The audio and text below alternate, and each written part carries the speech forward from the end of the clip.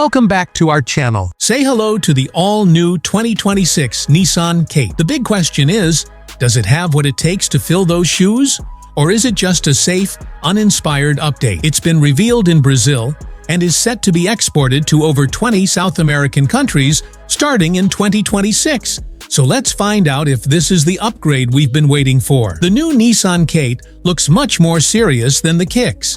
The soft, rounded design is gone, replaced by sharper and more modern styling. It has a more upright stance that gives it a stronger road presence. The front features a bold grille with horizontal slats, split LED headlights, and new daytime running lights. From the side, the shape is familiar, but the new 17-inch alloy wheels make it look sportier. The back has the biggest upgrades with sharply connected LED taillights and a large Kait badge across the tailgate. The license plate is now on the bumper, giving the rear a cleaner look. At 4,304 millimeters long, with a 432-liter boot, it directly replaces the Kicks. Step inside, and the interior feels both familiar and refreshingly new. Nissan made some key upgrades.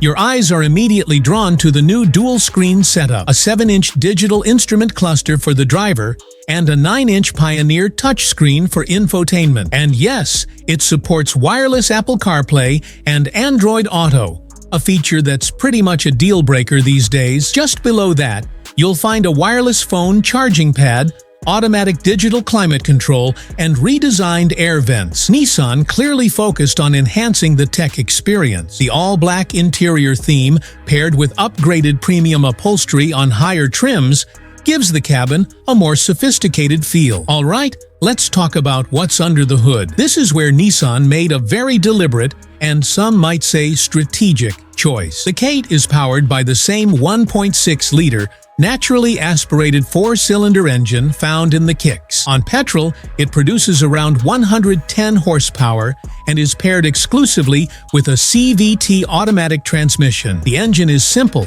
reliable, and fuel-efficient, giving about 11 kilometers per liter in the city. It delivers smooth power for daily driving. The main improvement is the technology. Top models now include ADAS features like adaptive cruise control, making highway driving much easier and safer. Please subscribe to our channel for more updates. Now let's get back to the topic. So, is the 2026 Nissan Kait a worthy successor to the Kicks in Latin America? Absolutely.